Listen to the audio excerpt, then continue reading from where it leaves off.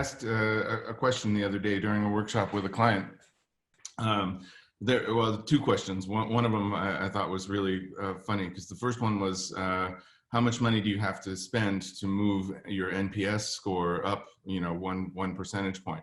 And I said, even Fred Reichheld, who wrote the book, who wrote the methodology, clearly says that they did a poor job of drawing the line between NPS and increases in revenue. And so that was one. But then the other one is this whole concept that that's the ultimate question.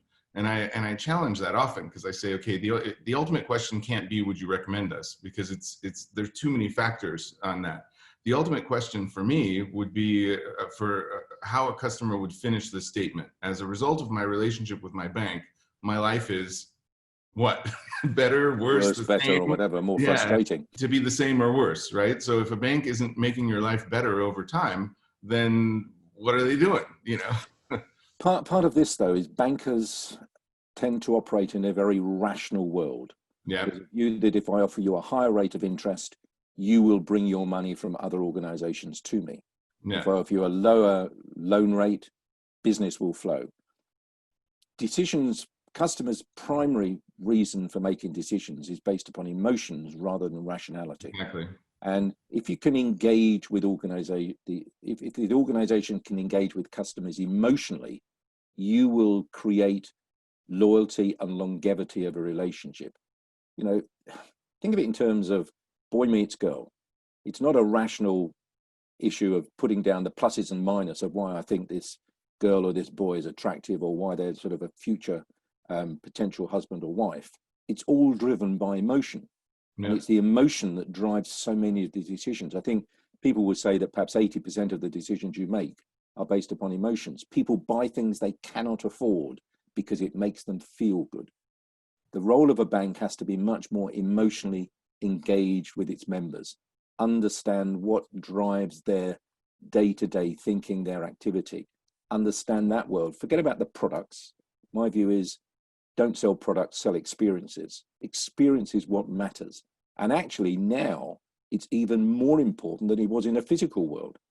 Because now, if you don't get it right digitally, very quickly, somebody will say, you haven't got the emotional linkage of a person in front of you to say, I'm sorry, that's a problem, let me fix it for you. You're doing it for yourself. If you're not happy with it, you'll be off, go somewhere else. Well, there have been so many, and we've been doing this for years. We've talked about this for years as well. From the days of the experience economy 20 years ago, when Joe and Jim published the book, we've been battling with just empty attempts to create an experience in the banking industry. And so things like Washington Mutual with the woohoo moment, where they would sneak up behind customers and go woohoo in a bank branch, that kind of stuff is not creating value for customers. So when we talk about being experiential in the banking industry, I always say it's about helping people to achieve their goals. So if we look at life events and say, people aren't dreaming about an auto loan, but they are dreaming about having a new car. And maybe they're not even dreaming about the car. Maybe they're dreaming about, barreling through the countryside on the weekend with, a group of friends in the car and the windows down and, a beer in your hand or whatever. You're not supposed to drink while you're driving, but depends on where. But the thing is, Michael, buying a car is not necessarily a rational decision. Absolutely. You buy a car for a lot of emotional reasons. Yeah. A car is a tin box on 4 wheels. Yeah. You should be buying a car that's the cheapest car, easy to park, doesn't take up a lot of space, not going to cost you a lot to run. That's the rational side of things. That is not why people buy cars. No. People buy cars because of how it makes them feel, it makes them feel in the eyes of other people. Research tends to show that women, when making a decision on buying a car, are more about color than anything else. Mm-hmm. Color is the big decider. Yeah. And people think, I'll mention that on occasions. People say, it's a lot of rubbish.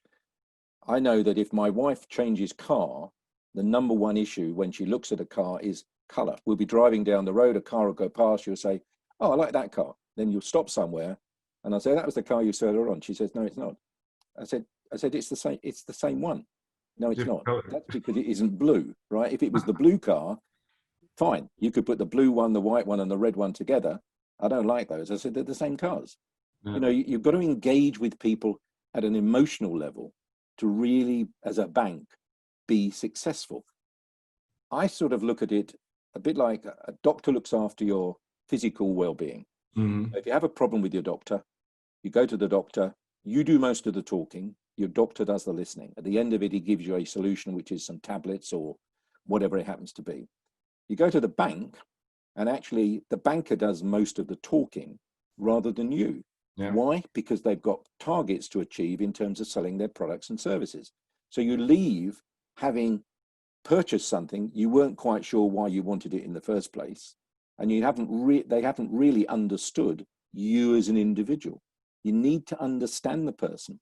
So for me, the bank has to be the financial doctor.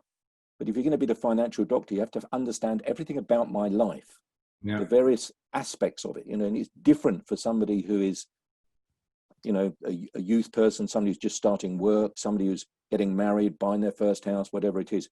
Everybody needs the bank at different stages of life. But if you ask a bank how many products have they got per customer, it's generally a low number, often less than 2. But Yeah. you need way more than that. Absolutely. To help yourself successfully achieve things in life. And you need somebody to help you, guide you through that process.